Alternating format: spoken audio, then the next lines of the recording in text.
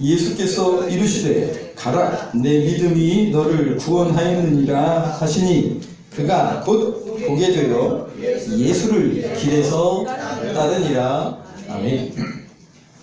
할렐루야. 오늘도 예수 그리스도의 십자가의 복음과 그 부르심 앞에 승리하시기를 주의 이름으로 축복합니다. 카지노에 뭐가 없다고요? 거울, 창문, 시계, 거울. 네, 뭐 순서는 상관없습니다. 네. 시계가 없고 창문이 없고 거울이 없습니다. 그런 것들은 다 우리를 돌아보게 만드는 것들이기 때문에 인간의 어떤 욕망에 브레이크를 걸게 되는 것이죠. 오늘 우리가 예배를 드리는 삶을 사는 이유 중에 하나도 물론 하나님을 영화롭게 하는 것이지만 나의 시각을 하나님의 시각으로 돌릴 수 있는 기회가 되는 것입니다. 사람의 일을 생각하던 우리의 마음으로 하나님의 일을 생각할 수 있도록 방향을 전환시켜 주시는 것이 오늘 이 예배의 자리인 것이죠. 어떤 저랑 교제하던 목사님이 그런 얘기 하시는 거예요. 자기 그분을 양육해 주신 그리고 함께도 동역하시는 분이 계신데 그분이 어느 날 이렇게 꿈을 꿨는데 하나님께서 본인의 인생을 이렇게 보여주시는 거예요. 인생이 쭉 선으로 가다가 갑자기 그 선이 쭉 끊쳐서 한참 가다가 잠깐 쭉 또 가다가 또 끊겨서 안 보이다가 가다가 또 점처럼 이렇게 찍혀서 보이다가 쭉 가다가 또 안 보이다가 뭐 이렇게 끊어졌다 붙었다 끊어졌다 붙었다 이러면서 줄이 하나가 쭉 가더라는 거예요. 그래서 이분이 물어봤어요. 아니 이게 도대체 뭐예요? 이게 네 인생이야. 근데 왜 줄이 자꾸 가다가 없어졌다 가다가 없어졌다 그래요? 그랬더니 주님이 그러시는 거예요. 그 가다가 없어진 부분은 네가 나랑 동행하지 않았던데요. 반대로 얘기하면 주님과 함께 했던 시간들만 주님 앞에 기억되어지는 거예요. 오늘 우리가 우리의 마음대로 우리의 생각대로 우리의 길을 걸어가시면 주님 앞에 우리의 인생을 70을 살고 80을 살고 아니 그것보다 200년을 살던 몇천 년을 살더라도 주님 앞에 기억되어지는 날수가 얼마 안 될 수도 있다는 거죠. 그래서 주님과 동행해야 합니다. 매일매일 동행해야 합니다. 가능할까요? 가능하지 않을까요? 예. 그런데 가능합니다. 이유가 뭘까요? 성령으로 이미 우리 안에 들어와 계시기 때문입니다. 믿으십니까? 주와 동행하는 일이 우리 입장에 맨날 어떻게 같이 동행하고 다니나 화장실도 같이 가시나? 같이 가십니다. 예. 화장실도 같이 가시고 목욕탕에도 같이 가시고 다 가셔요 여러분. 이것이 가능한 이유는 예수 그리스도께서 성령으로 우리 안에 이미 들어와 계시기 때문입니다. 우리가 그래서 믿음으로 고백하지 않으십니까? 예, 우리를 성령의 전으로 부르셔서 하나님의 성령께서 우리 몸 안에 거하심으로 우리 몸을 성령의 전이라 하시지 않습니까? 그러니 주님과 동행할 수 있습니다. 동행하고 있는데 어쩌면 우리가 그분 앞에 더 우리의 영혼의 눈을 열어놓고 있지 못하기에 그렇게 느끼지 않고 내 마음대로 살고 있기 때문인 것이죠. 그래서 주님의 길을 걸어가야 합니다. 여러분들 제자도가 뭐겠습니까? 제자는 그냥 통상적으로는 스승에게 배움을 입는 사람들이지만 성경적인 제자도는 예수 그리스도의 길을 따라가는 사람들이 제자입니다. 그러니까 누가 진짜 제자냐면 그 길을 따라 나서는 사람이 제자입니다. 마태, 마가, 누가 이 사복음서마다 요한복음까지 해서 이 사복음서마다 예수 그리스도에 대한 어떤 시각의 신학적인 차이가 조금씩 있습니다. 거기 사복음서의 특징을 보시면 마태복음서는 예수님을 어떻게 묘사한다고요? 의의 교사. 마가복음에서는 예수님을 어떻게 묘사할까요? 고난받는 종. 누가복음에서는요? 우주적인 구원자. 요한복음에서는요? 하나님의 계시자. 그런데 조금 마가복음을 먼저 좀 묵상하게 되는 것은 이 사복음서 중에 제일 먼저 쓰여진 책이 어떤 책일까요? 그렇죠. 예. 제가 이미 다 던지고 얘기하고 있기 때문에 네. 마가복음이 사복음서 중에 제일 먼저 쓰여진 책이에요. 그래서 이 마가복음의 어떤 시각이 굉장히 중요합니다. 이게 마가복음이 쓰여진 배경을 좀 이야기한다면, 마가복음이 쓰여지고 있을 당시 교회는 외부적인 엄청난 환난 가운데 있었습니다. 그러니까 이건 뭐 예수님 믿으면 복 받습니다, 예수님 믿으면 잘 됩니다를 이야기할 수 없는 상황이었어요.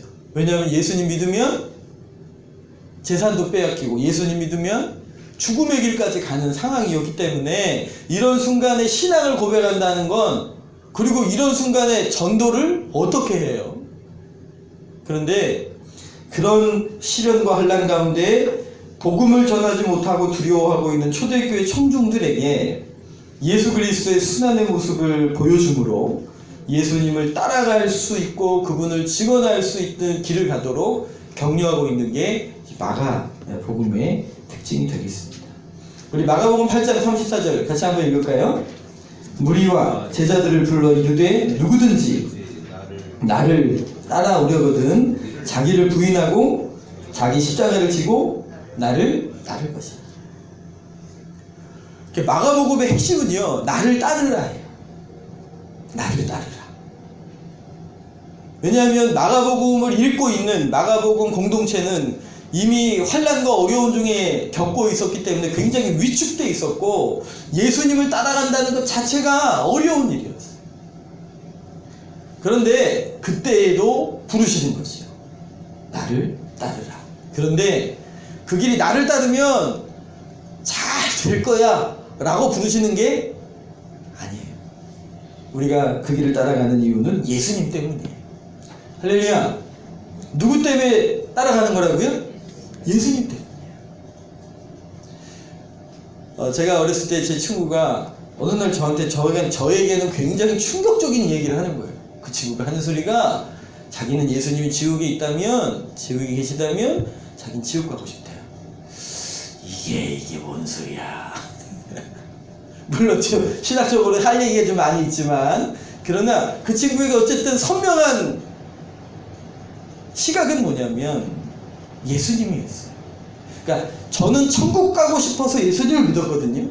근데 이 친구는 예수님이 지옥에 계시다면 자기는 예수님 쫓아서 지옥에라도 가겠대요. 그러니까 저랑 전혀 시각이 다른 거죠. 저는 저를 위해 예수님 믿고 있는데, 이 친구는 예수 그리스도를 위하여 그분을 믿고 있는 거예요.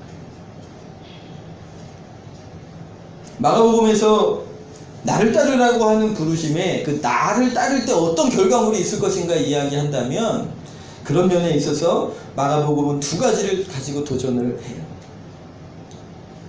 그래서 기독론과 제자도가 이 마가복음의 두 축이 됩니다. 예수님은 누구신가? 도대체 누구를 따라가야 하는가? 뭐 그런 질문이 되겠죠.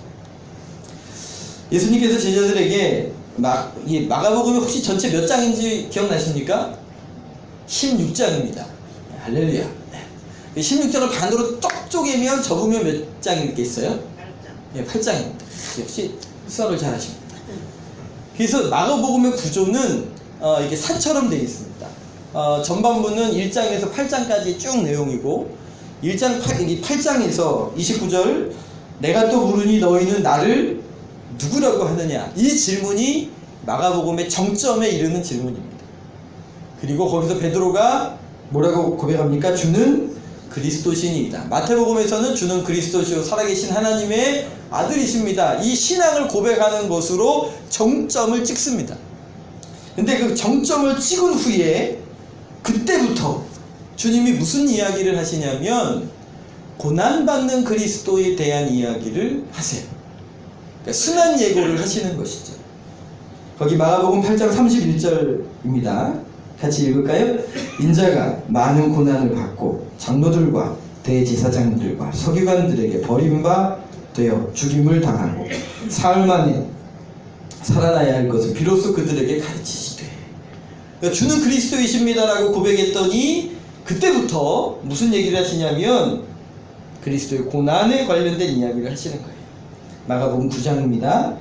그곳을 떠나 갈릴리 가운데로 지날새 예수께서 아무에게도 알리고자 아니하시니 이는 제자들을 가르치시며 또 인자가 사람들의 손에 넘겨져 죽임을 당하고 죽은 지 3일 만에 살아나야 할 것을 말씀하셨기 때문입니다. 제자들과 은밀히 걸어가셨는데 이유가 이 순환 예교를 하시기 위하심이었다는 거죠. 마가복음 10장입니다. 세 번째 순환 예고인데요. 같이 읽겠습니다. 보라, 우리가 예루살렘에 올라가노니 인자가 대제사장들과 서기관들에게 넘겨짐에 그들이 죽이기로 결의하고 이방인들에게 넘겨주겠고 그들은 능욕하며 침 뱉으며 채찍질을 하고 죽일 것이나 그는 3일 만에 살아납니다. 주님이 계속 제자들에게 그리스도의 고난에 관련된 이야기를 하고 계시는 거예요. 이 마가복음의 기독론은요, 고난받는 그리스도예요. 그러니까 누구를 따라가는 거예요? 고난받는 그리스도를 따라가는 거예요. 그게 제자도예요. 마가복음 10장 45절 유명하죠? 같이 한번 읽겠습니다. 인자가 온 것은 섬김을 받으려 함이 아니라 도리어 섬기려 하고 자기 목숨을 많은 사람의 대속물로 주려. 예수님은 성공을 위해 이 땅을 사신 게 아니라 뭘 위해 사셨다는 거예요? 섬김을 위해 사셨어요. 그렇게 섬기다가 그것도 모자라서 자기 목숨을 많은 사람들의 대속물로 내어주시는 것이죠. 그러니까 마가복음에서 이야기하는 기독론의 핵심은 고난받는 그리스도신데 섬기는 그리스도이시고 대속물로 자신을 내어주시는 그리스도예요. 우리를 제자로 부르셨기에 제자는 뭐 하시는 분들이라고요? 예수님을 따라가는 사람. 누구를 따라가는가? 그분이 어떤 길로 가시는가? 바르게 알아야 한다. 이게 마가복음을 통해 던지시는 제자도예요. 그래서 우리 마가복음 8장 34절에서 38절입니다. 같이 한번 읽겠습니다. 무리와 제자들을 불러 이르시되 누구든지 나를 따라오려거든 자기를 부인하고 자기 십자가를 지고 나를 따를 것이니라. 누구든지 자기를 목숨을 구원하고자 하면 잃을 것이고 누구든지 나와 복음을 위하여 자기 목숨을 잃으면 구원하리라. 사람이 만일 온 천하를 얻고도 자기 목숨을 잃으면 무엇이 유익하리요? 사람이 무엇을 주고 자기 목숨과 바꾸겠느냐? 누구든지 이 음란하고 죄 많은 세대에서 나와 내 말을 부끄러워하면 인자도 아버지의 영광으로 거룩한 천사들과 함께 올 때에 그 사람을 부끄러워. 이것은 그리스도의 고난일 뿐 아니라 예수님을 따라가는 너희들도 주님을 따라갈 때, 그래서 우리 34절의 이야기처럼 누구든지 나를 따라오려거든 뭐 하고요? 자기를 부인하고. 우리 선교사님이 오셔가지고 이 진리를 깨달았다고. 부인이 십자가라고. 네, 그 얘기를 하셨는데, 예수님을 따라가는 자기를 부인해. 그리고 자기 십자가를 지라고 하십니다. 35절에 보면 누구든지 자기 목숨을 구원하자 하면 잃을 것이고 누구든지 나와 함께 복음을 위하여 자기 목숨을 잃으면 구원하리라. 그런데요, 34절을 잠깐 다시 한번 보시면 무리와 제자들을 불러 이르시되 누구든지 뭐 하려거든 나를 따라오려거든. 이 얘기는 뭐냐면 누가 선택해야 한다는 거예요. 누가요? 네. 아무나 올 수 없는 길이다. 그러나 이미 부르심을 입었어요. 이제 결정은 누가 해야 되는 거예요? 내가 해야 돼요. 그런데 예수님이 아니라 다른 이유로 우리가 신앙을 쫓기 시작을 하면 여기서 걸리는 거예요. 다른 이유로 예배를 드리기 시작하고 신앙생활을 하기 시작하고 예수님을 따르기 시작했는데 이 시점에서 예수님의 가시는 길이 고난을 당하는 길이고 대속의 길을 가는 길이고 섬김을 향해 가는 길이기에 여기서 멈칫하는 거예요. 주님은 저쪽으로 가시는데 내가 지금 예수님을 따라갈 것인가 아니면 내가 원하는 것을 얻기 위해 살 것인가에 대한 결정이, 인격적인 결정이 여기서 있어야 하는 거예요. 마치 제 친구의 고백처럼 지옥이라는 게 싫은데 나는 있을 수 없는 얘기지만 지옥이라는 게 싫은데 고난이라는 게 싫은데 근데 주님이 그 안으로 들어가시면 누구 때문에? 예수님 때문에 그 길을 걸 수 있는 은혜가 있으시기를 축복합니다. 그래서 하나님께서 네 마음 다하고 목숨 다하고 뜻 다해 주 너의 하나님 사랑하라고 하시는 이유가 이것이에요. 예수님을 사랑하지 않으면 예수님을 따라갈 수 없기 때문에 그렇습니다. 그런데 이 제자도를 베드로가 이해했을까요? 못했을까요? 베드로가 이해를 못했습니다. 베드로뿐 아니라 모든 유대인들이 기다렸던 메시아는 영광의 메시아예요. 그래서 예수님께서 예루살렘으로 들어가면 이 군대를 일으켜서 로마 군대를 쫓아내고 그리고 이스라엘 왕조를 다시 회복시키실 그 영광의 메시아를 기다리고 있었거든요. 다 그렇죠 뭐. 예수님 쫓아가면서 여러분들 복음서를 쭉 읽어보면 이 치맛바람 나오잖아요. 성경에도 치맛바람이 나와. 누구 어머니가 등장을 하셔요? 예. 등장을 해서 뭐 해요? 예, 우리 아들을 왕 되시면 좌우편에 우의정 좌의정 좀 시켜주세요. 그리고 치맛바람 일으키러 오셨어요. 다 그런 비전, 야망을 가지고 주님을 따랐던 거죠. 뭘 가지고 따랐다고요? 야망. 이러면 제일 노출되기 쉬운 사람이 누굴까요? 목사입니다. 예수님을 쫓아서 사역자가 됐는데 그런데 예수님을 통해 내 야망을 이루고자 하는 이걸 구분을 못하게 되면 목사가 아닐 수 있어요. 그래서 저를 위해 늘 기도해 주시기를 바랍니다. 아멘. 예, 아주 결연한 표정으로 아멘을 하시네요. 예, 네, 아니 진짜 기도해 주셔야 돼요. 목사가 신앙을 앞에다 두고 자기 스스로도 속일 수 있는 것이죠. 이게 굉장히 믿음이 좋은 것 같지만 자기 야망을 이루기 위하여 예수님을 이용해 먹고 있는데도 불구하고 나는 예수님을 사랑하고 있다고 착각 속에 빠져 있으면 그것이 어느 날 빛 가운데 확 드러나는 순간 목사만 부끄러움을 입는 게 아니라 교회와 성도들이 부끄러움을 입게 됩니다. 주의 영광이 가려지는 것이죠. 그런데 목사만 그런 게 아니에요. 우리 성도님들도 하나님 내가 원하는 무엇인가를 이루기 위하여 예수님을 통해 얻고자 하는 마음. 근데 어느 날 예수님께로부터 그게 내가 나한테 오지 않을 때 우리가 어떤 선택을 할 것인가? 그 결정이 제자도의 길을 걷는 성도의 길이 됩니다. 오늘 주님이 기뻐하시는 그 길 가시기를 축복합니다. 자, 여러분 이제 마가복음을 통으로 이렇게 읽어보시면 제자들을 한번 이렇게 쭉 쫓아가 보십시오. 마가복음에 등장하는 제자들은요 다 실패했습니다. 한번 주의 깊게 마가복음을 읽어보시면 예수님이 택하여 부르신 12제자가 순간순간 예수님 앞에서 넘어집니다. 순간순간 실패합니다. 그런데 대조적으로 누가 예수님의 길을 따라가냐면 오늘 읽으신 오늘 바디메오 맹인이었던 바디메오 얘기인데요. 우리 52절 한 번 더 같이 읽어볼까요? 같이 읽겠습니다. 예수께서 이르시되 가라 내 믿음이 너를 하시니 그가 곧 보게 되어 예수를 길에서 따르니. 대조적인 인물이 마가복음 10장에 한 명 더 나와요. 부자 청년이에요. 이 사람은 율법을 잘 지키는 사람이에요.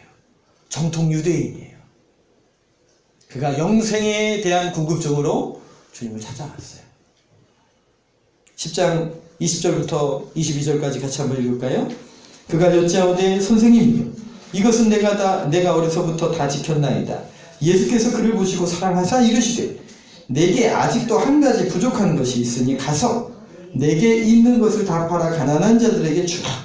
그리하면 하늘에 그리고 와서 나를 따르라 하시니 그 사람은 재물이 많은 고로 이 말씀으로 인하여 슬픈 기색을 띠고 근심하여 아니라.